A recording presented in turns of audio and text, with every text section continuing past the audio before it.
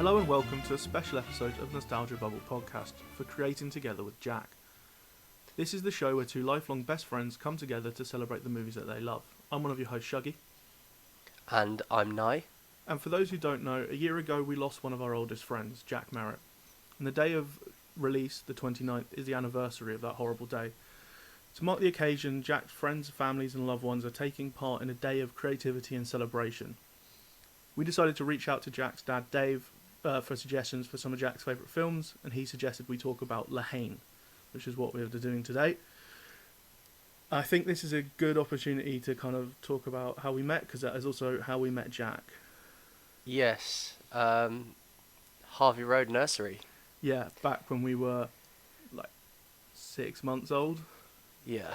I have really fond memories of not just Harvey Road, but more specifically kind of our friendship with Jack. I just remember him being a really kind of cheeky chappy. Yeah. He and I were like two peas in a pod for a while. We got in trouble together quite a lot. And yeah, I will always have those memories. I know you were closer to him as we got older, especially more recently. Obviously, you were still kind of very close to him up until last year, and still kind of see his family regularly. But yeah, I still have incredibly kind of happy memories of being friends at the age of sort of 3-4 years old. Yeah. One of the things with Jack is he was such a passionate and caring person. You know, he fought so hard for the things he believed in. And one of those things he believed in was, you know, rehabilitation of people, very socially, politically active. Yeah, I think when Dave told us that this was one of his favourite films, I've seen this film before, and I instantly knew why. It seemed like a very Jack film, even down to the monochrome. It's black and white. It felt like such an appropriate pick. On like it just feels like a Jack Merritt film, knowing what I know about Jack. Yeah, this like hits his, you know, areas of interest, stuff he cares about. It's also effortlessly cool in that kind of 90s indie cinema style, as you said. Yeah.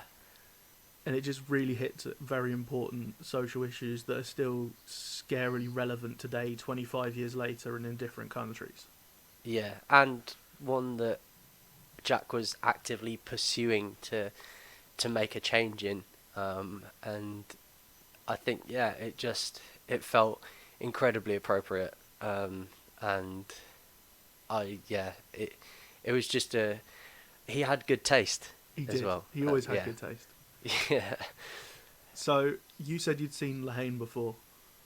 Yes, I saw it quite a while ago. I didn't actually remember much about it. I just knew that I liked it a lot. I had vague memories of it.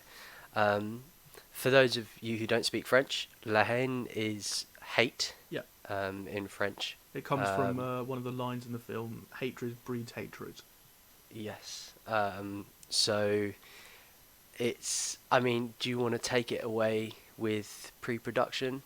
Yeah, so the film kind of the idea came to director Matthew Kassovitz. I'm going to butcher some names in this, I'm really sorry. So he had the idea for the film when a young Zairian Makombe Umbuolo, I want to say, I'm very sorry if I'm butchering names. He was shot in police custody in much the same way that one of the characters in the film, Vince, is at the end of the film. He was also inspired by a young man called Malik Usakine. It's okay. Who was beaten by riot police after a demonstration that he didn't even take part in, and he was hospitalised in much the same way like the film's setup, one of the characters is. Yeah. So, you know, he was inspired by those two events. They're very much pivotal events that bookend the film that he brought into it.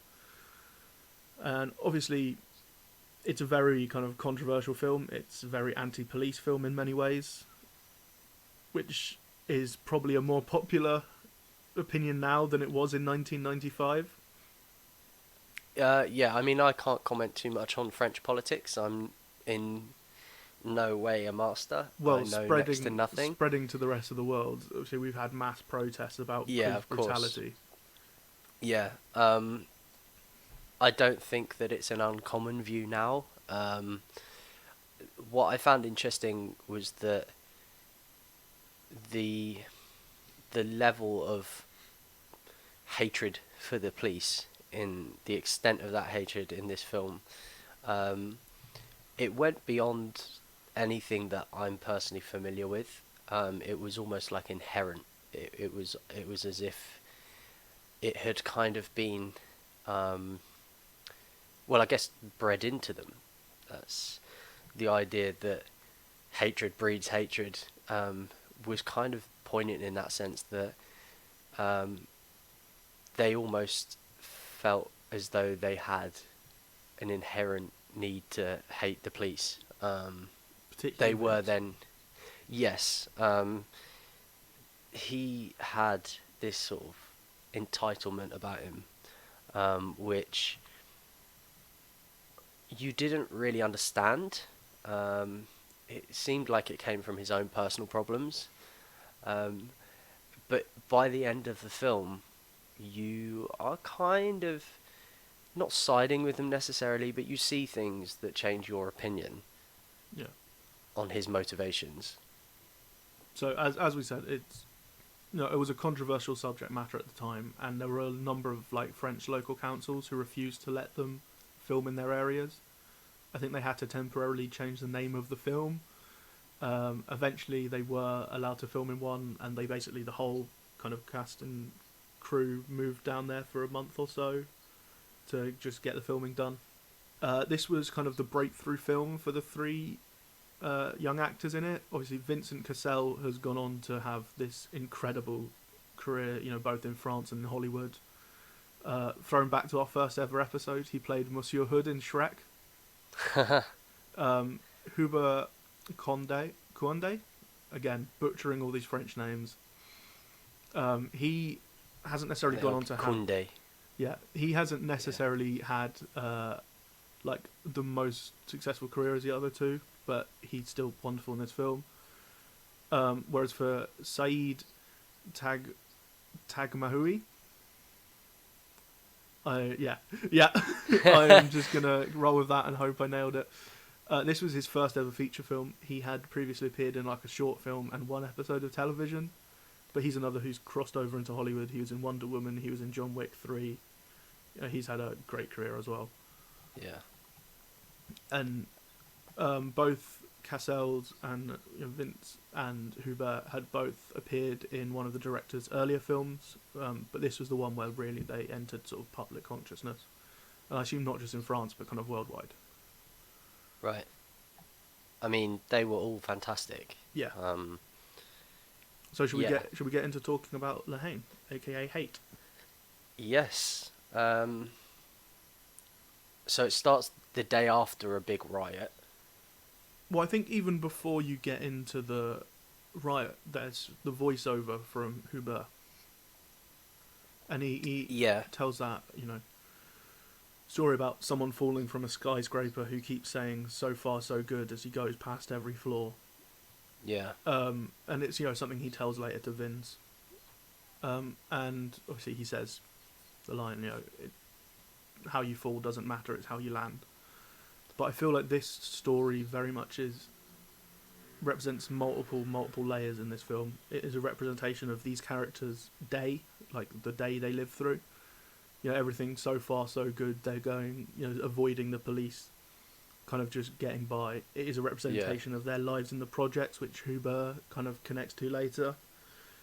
They are just trying to survive until they can get out, or until it all goes wrong.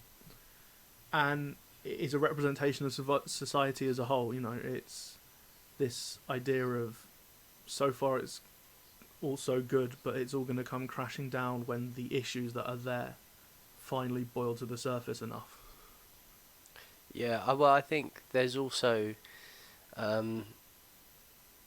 if you're kind of expanding that view out to society. Um, I think in the context of that story, somebody kind of falling from the roof, and there's the inevitability of it at the end. Yeah, That obviously they are going to land, and that is, I think, kind of, without sounding too existential about it, kind of an analogy for life as well. That idea that you're kind of muddling through it. There is that inevitability, and I think that maybe the idea of that kind of, they have to deal with that sort of concept every day, um, in relation to the rest of their lives. yeah. I think for me, it was very much representative of it's inevitable that these issues in society can't be just papered over. You know, it's sort of society is saying it's so far so good, but eventually, you know, these issues, you know, the systemic police brutality against people of color, you know, the main cast is a Jewish guy, a North African Muslim, and a black man. You know, Yeah. that's got to be a very conscious decision from the director to, you know, make this three different views of minorities in France. Yeah, absolutely. I mean, I completely take that point. And it's Um, only so long that society can keep, you know, just pushing people like this down. And, you know, we hit sort of a breaking point this year. You know, Black Lives Matter protests are still ongoing. It's been, you know, how many months now? And they are still, you know, people are still demanding justice and the right to live. yeah. Um, I think. Yeah. Well, I mean, I can't disagree with any of that. I just think that's a really poignant insight. Yeah, thank you.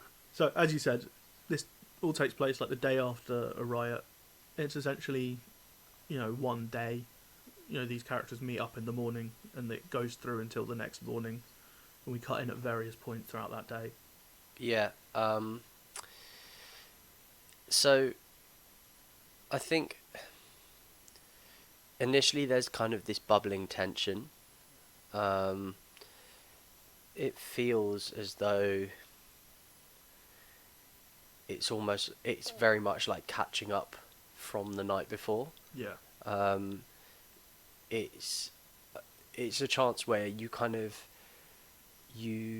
go to everybody, all of the main three characters. You kind of see their individual spaces. You go to uh, Vince's house, um, and you go to Huber's gym. You meet Said's brother. Like, I think it's very much kind of about building not just the relationship between the three and where they stand within the story, but actually building up some sort of personality to these people, some sort of background to these people, kind of really establishing them.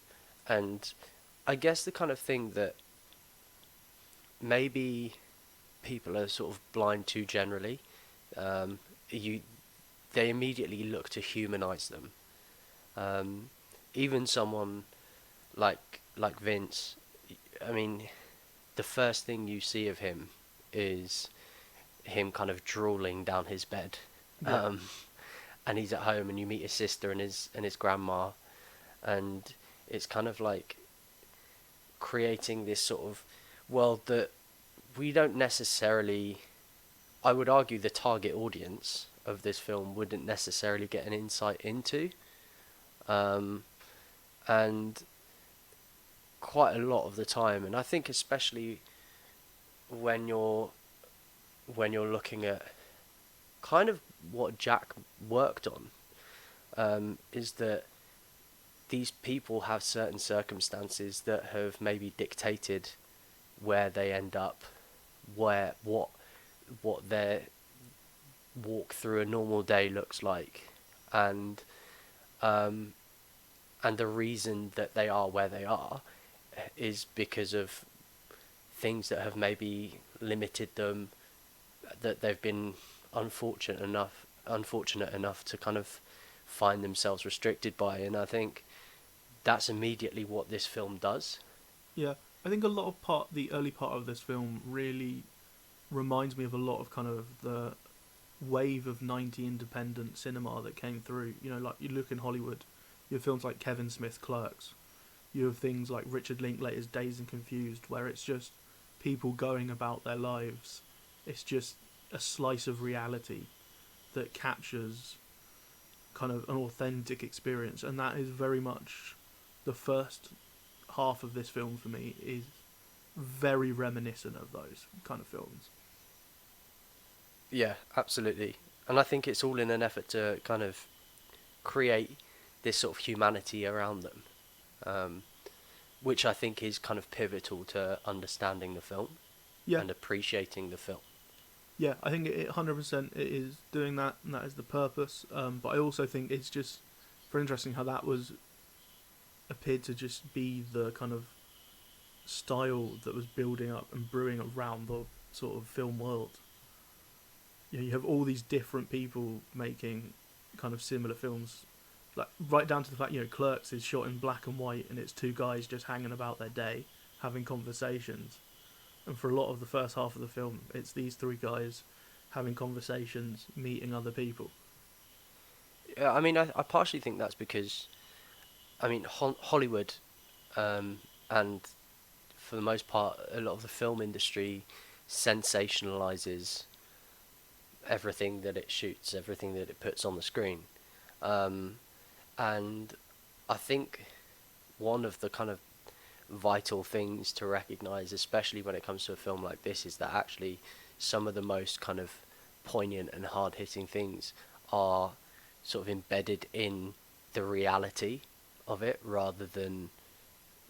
the kind of rather than a sort of like Hollywood glitz and glamour version of what goes on. Yeah, for me, like the most powerful moments in the films were some of the quiet moments where the characters are just talking and where they really kind of get to the heart of their situation, their relationships, their different perspectives on life of their relationship with the police, stuff like that. Yeah, absolutely. I mean, I thought one of the kind of most heartfelt moments for me, one of the things that kind of got me was um, incredibly subtle, but it was when Hubert was talking to his mum about being able to afford school books for his brother. Yeah, And when his mum's not looking, he just leaves money on top of the fridge and just said, "Oh, there's some money on the fridge," and just that kind of like I know that I've been privileged enough to never have to support my mum in order to fund my sister's education, you know, to buy school books. Like it's, I think it's something that just kind of illustrates how unaware of our own privilege we are, and again goes back to those circumstances that these people find themselves in that they don't have any control over, that they're trying to get a grip on. And like for me, it's those moments that kind of really stood out the yeah, most. 100%. You know, we saw, you know, he makes the money through selling drugs, and we learn, you know, he's doing this because he wants a better life for his family. He wants them to get out of this kind of area. He wants to be able to provide for his sister, his brother, his mother. And you just immediately go, he's just doing what he can to survive. And, you know, he's sort of the heart of the film. Like, you know, Vince is very much this character, you know, machismo, and wants to be seen as hard and gain respect on the street. Hubert is the one who, he's the kind of the heart. He wants, you know, Vince to not just be aggressive and you know, macho all the time, and to Yeah, I think mean, about the future. I see Hubert as kind of like the linchpin. Um, you've got you've got Vincent, who is kind of, he is so full of anger, Yeah, which you don't feel is justified, and then obviously we'll get to it, but right at the end you you understand why. Um, and then you've got Said, who is so impressionable and wants to he wants to impress. He wants to do something because I think he's just bored. Yeah. And then you've got Hubert, who is holding them together. He's the one that's kind of stopping them from drifting away. He started his own gym, which obviously got damaged during the riot the night before the film takes place. But yeah, he's somebody who seems very kind of grounded, aware. He's got direction, and as you said, he's the one that's kind of telling this sort of story of the falling person at the beginning, and he uses that as kind of a moral lesson. And yeah, for me, he acts as kind of that linchpin that's sort of holding Saeed and Vince in place. I also almost think, he represents kind of this more peaceful, cerebral approach, almost this drive to get out and to grind and work hard and keep your head down. Vince is kind of this almost, a anger, this fury at their situation, and justified. They are being mistreated by the police consistently throughout the film. Yeah. We see, the way that they're, you see in society the way poor people are kept poorer through societal means, and Saeed's almost this one in the middle who's trying to broker a peace between them, keep them together. Yeah, I mean, Saeed, if I were to liken Saeed to kind of any certain group of people in today's society, I would argue that Saeed is the person that reads the papers and believes it. That would kind of be where I draw the parallel, because you can quite clearly see what sort of demographic Vince and Hubert kind of represent. Yeah. I think Saeed is almost like the other strand of humanity that kind of wants to believe, whether it is that they want to believe that things can get better, or they want to believe that things are. I think they kind of teeter on the edge. They're the people that could go either way. So they could read that things are going right for them, and they could read that everything is for the best, and they'll be happy with that. Or they could read and that the police are awful, and they could believe that. Like you can stoke up emotion in them quite easily. Yeah. So I think in that respect, Saeed has a bigger role to play in that kind of dynamic than you'd initially expect, even though the main kind of bulk of the story revolves around Vince and Hubert's relationship. I also think what's interesting as well is that you mentioned Hubert kind of representing that person who, or being that person who wants there to be peace, but also has direction, wants to kind of break free of his circumstances. And I think what's quite prevalent here is that there are moments where you see him defend himself and you see him get angry. Yeah. And of course at the end as well. And I think that is testament to the fact that people have their limits. Yeah. There is a breaking point. And when cornered, when his back's against the wall, he lashes out in order to get away.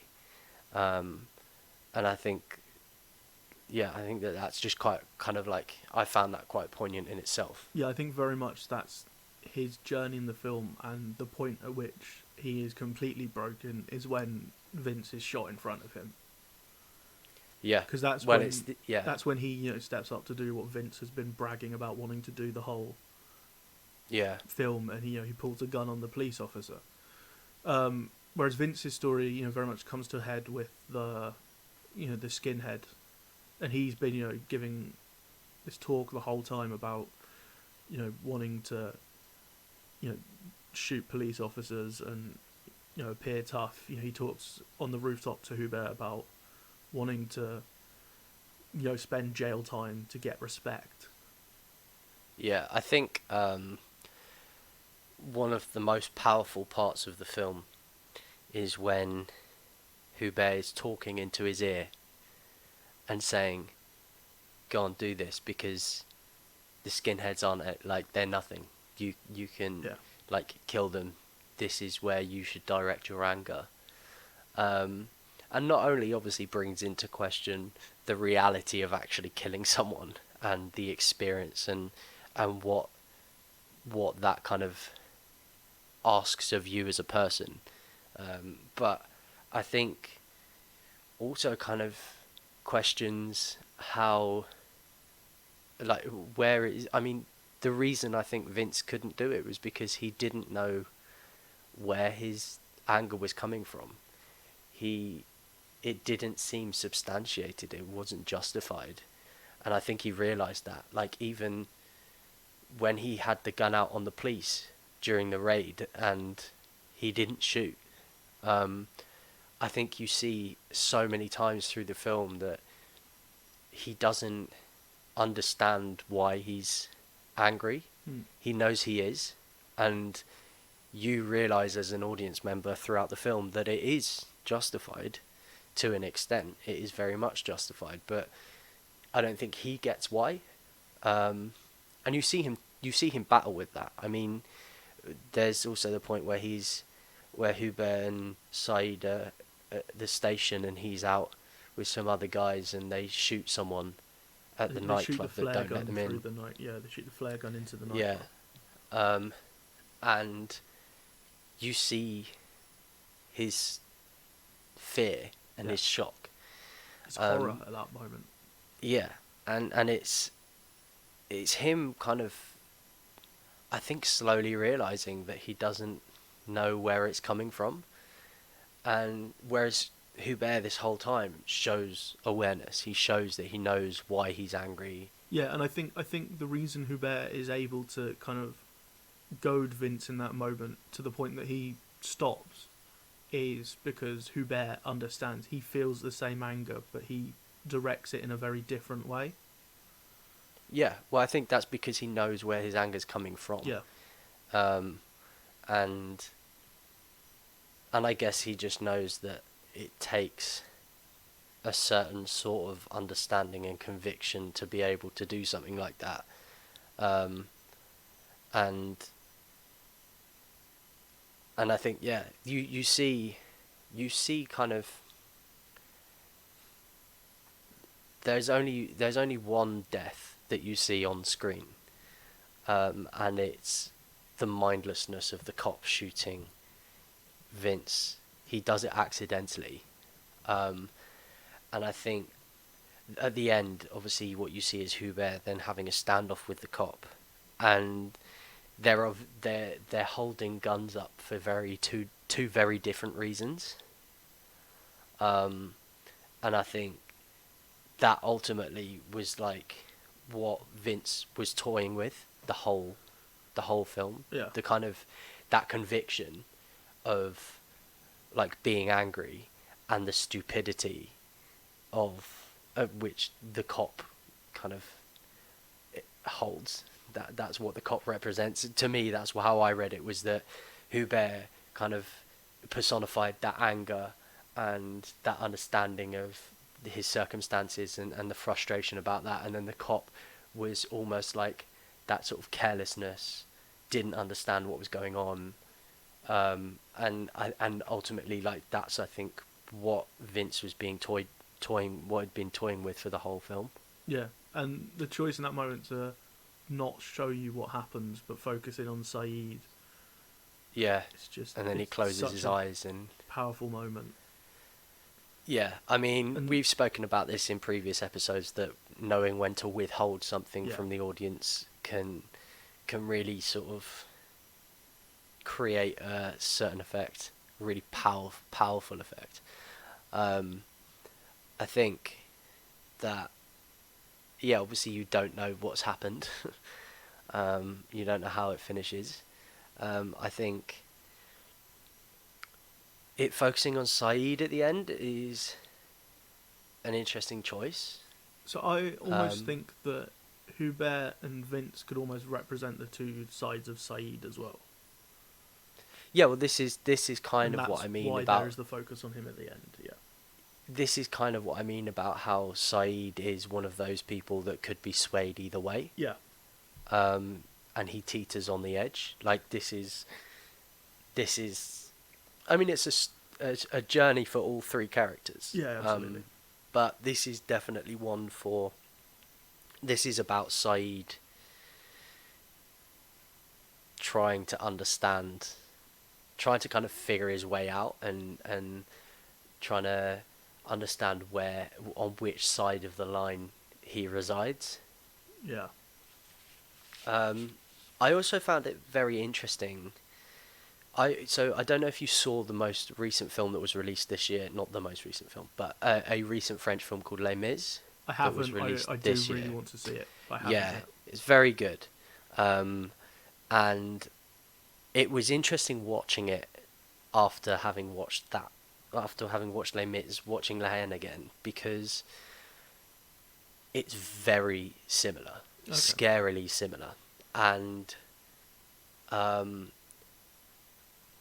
it's just, I mean, this is a bit of a tangent, but just kind of realizing that it's that similar 25 years apart.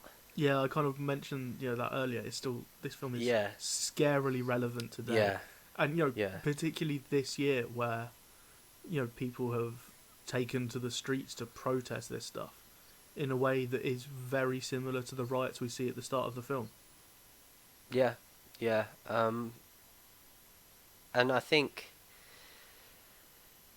kind of just relating the film back to Jack again, like this is why, like you can see watching this film why he loved it, and you can see where his kind of passion comes from, Yeah, and it how it is completely and utterly just, I mean, it's incredible, but you understand, you see insight like this film and you understand where those convictions and that passion comes from in Jack. You kind of, um, yeah, it just gives you more of an insight into where Jack was coming from as well.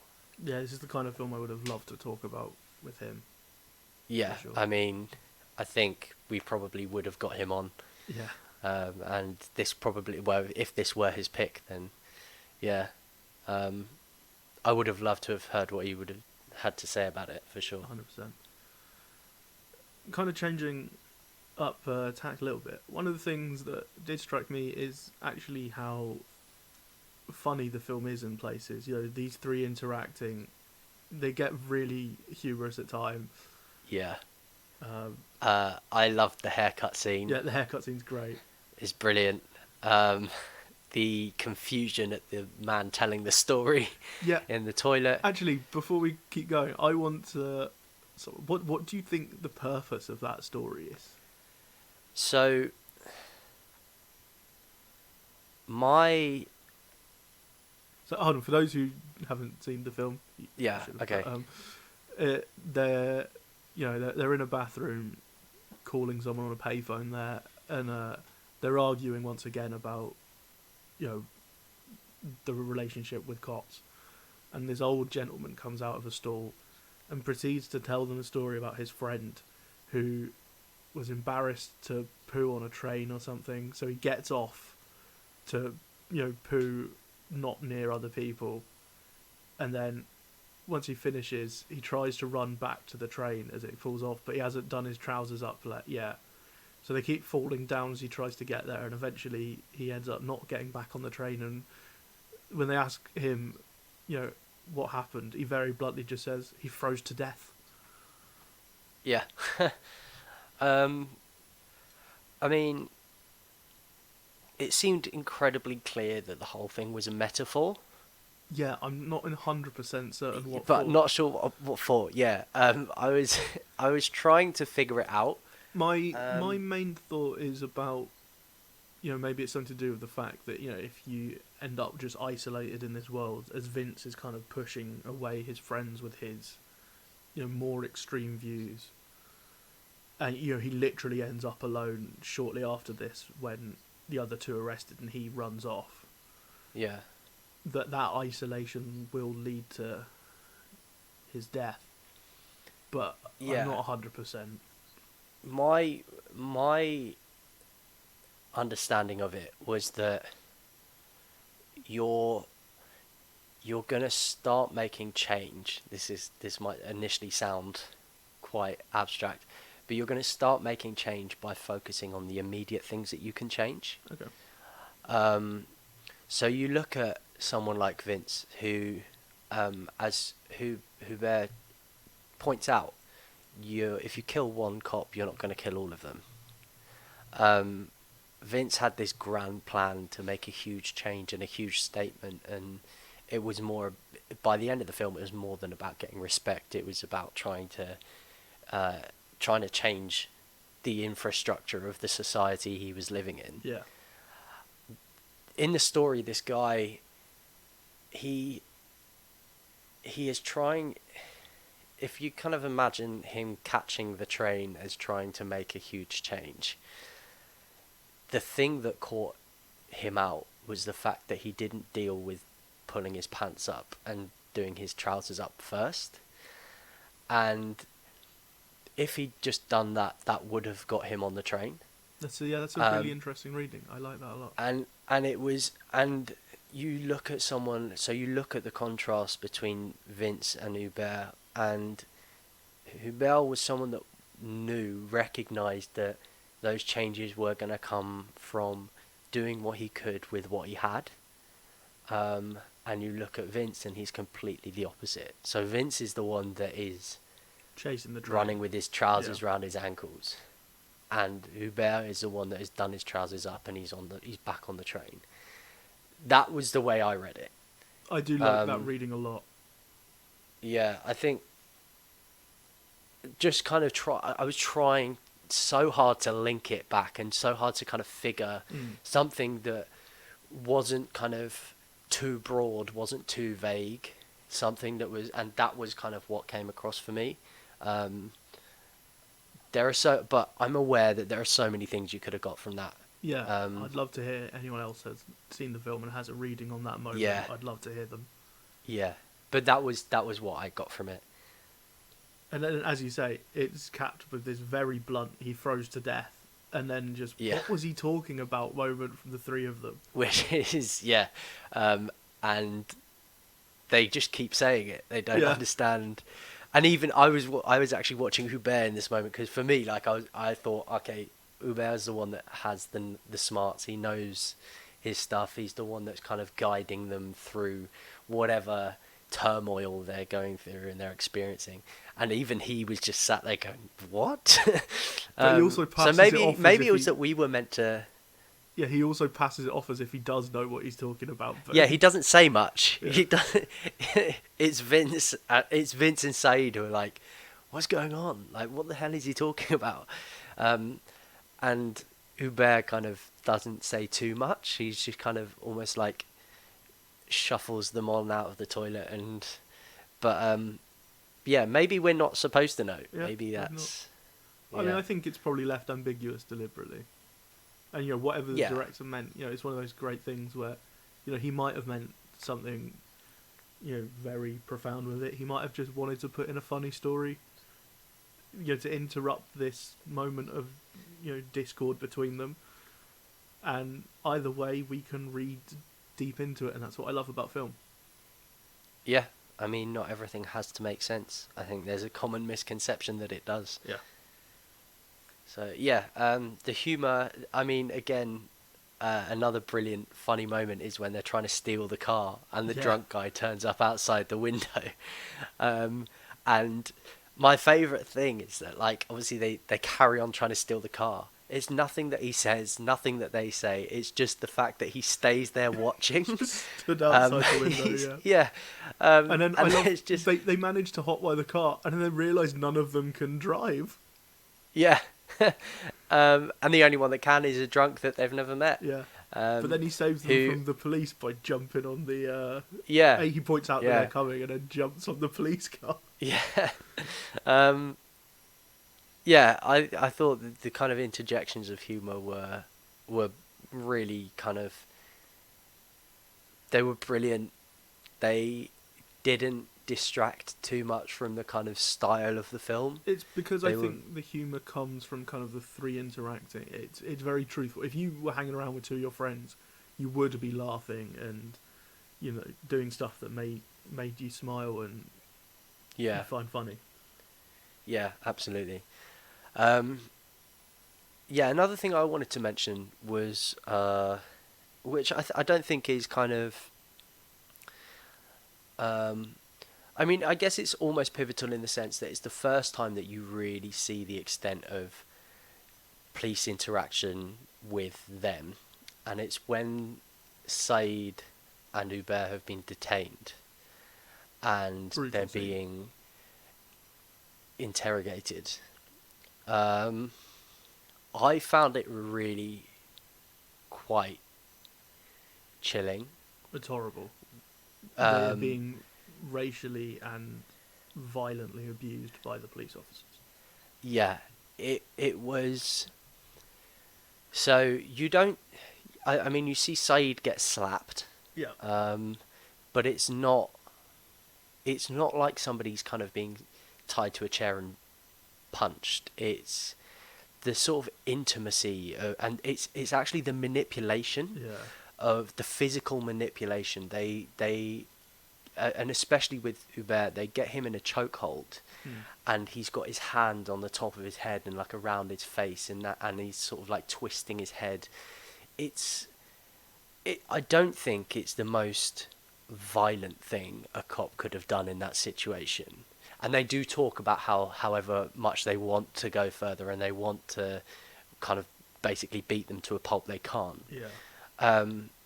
But for me, that was utterly disgusting. Yeah. It was kind of like there's something really vulnerable about the throat and the neck and that kind of, and I mean, if you put it into the context of what's happened this year, especially in a very kind of specific sense with like the Black Lives Matter movement and George Floyd Yeah, and all of 100%. that stuff, it's even more poignant. But for me, that scene was just, it was quite difficult to watch actually. Yeah, it made me feel sick to my stomach watching it. It was Yeah. horrible. It that kind of, for me, it was the physical manipulation of especially Hubert's kind of head and his neck. Yeah.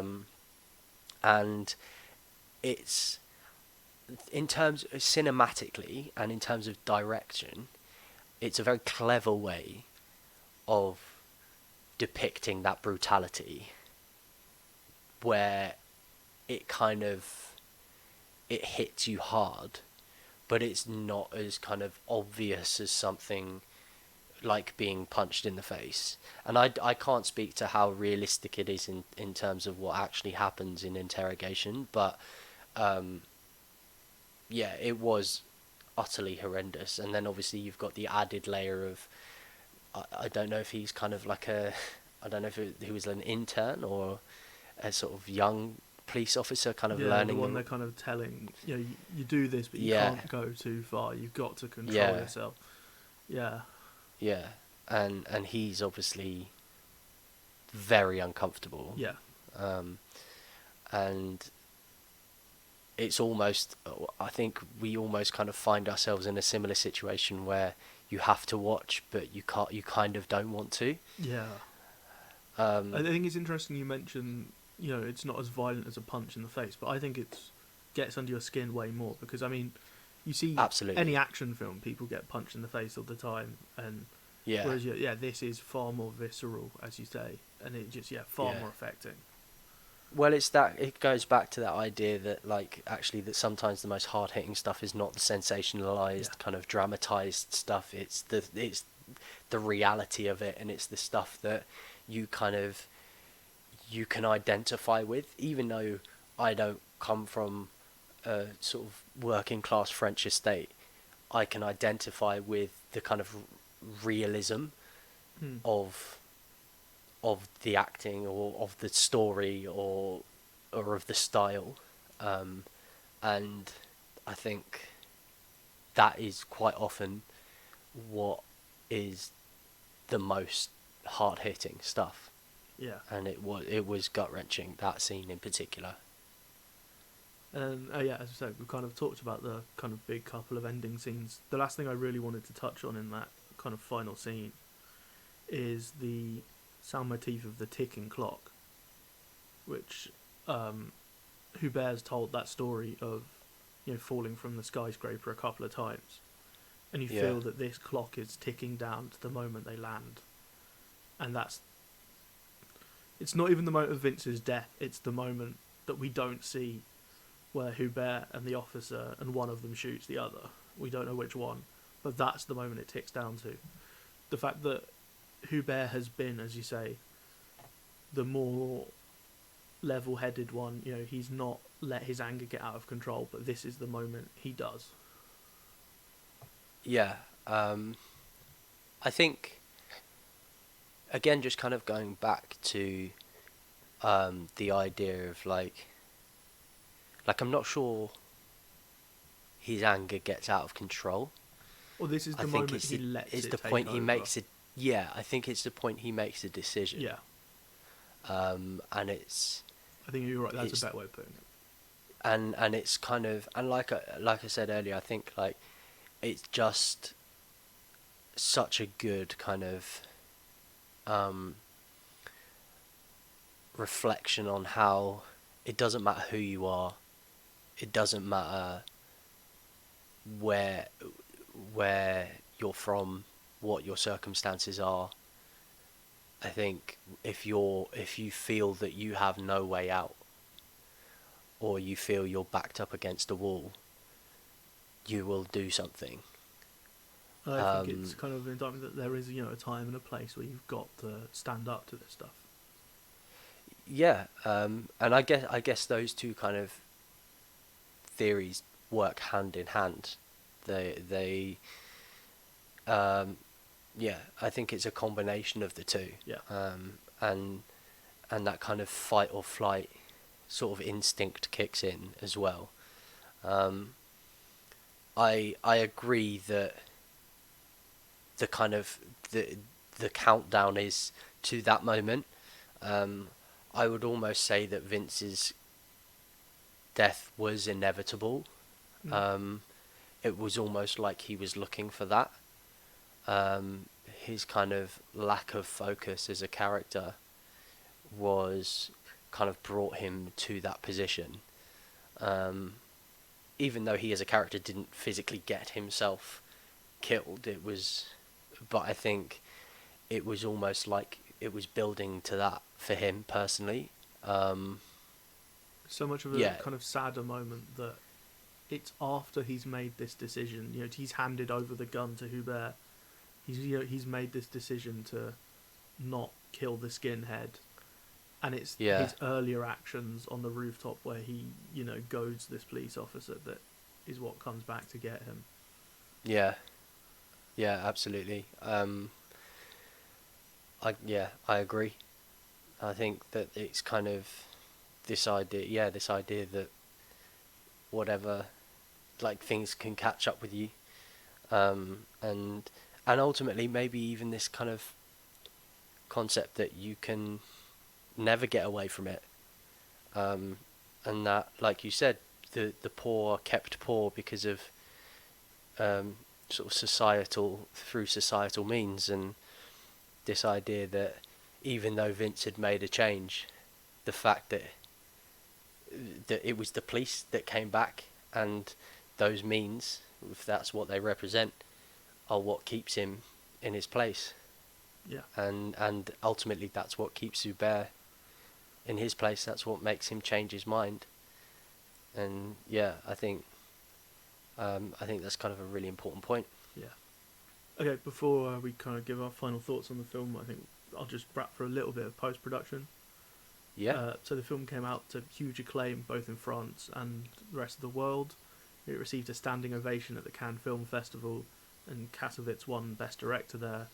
It currently sits at 100% on Rotten Tomatoes, not from a huge amount of reviews, but everyone who has reviewed it likes it. It won 3 prizes at the César Awards, which are the French version of the Oscars or the BAFTAs. It won Best Film, Best Producer, and Best Editing. All 3 leads were also nominated for Most Promising Actor. Cassell was nominated for Best Actor, and the film was nominated in Writing, Cinematography, and Sound.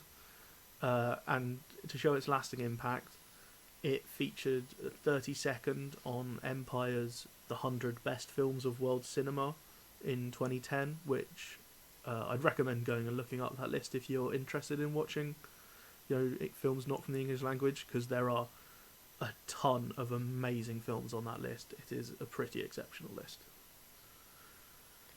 Yeah, I mean, it is a brilliant film. I remember seeing it. I don't remember much about it, as I said, but I knew going into it that it was a great film, and I'm so glad that I got the chance to watch it again. Um, Once more, like, I can see why Jack would have loved this film and did love this film. And yeah, if you haven't seen it, see it. It's still relevant today. So yeah, it's a brilliant film. That's all I can really say about it. Yeah, this was my first experience, and I thought it was utterly fantastic.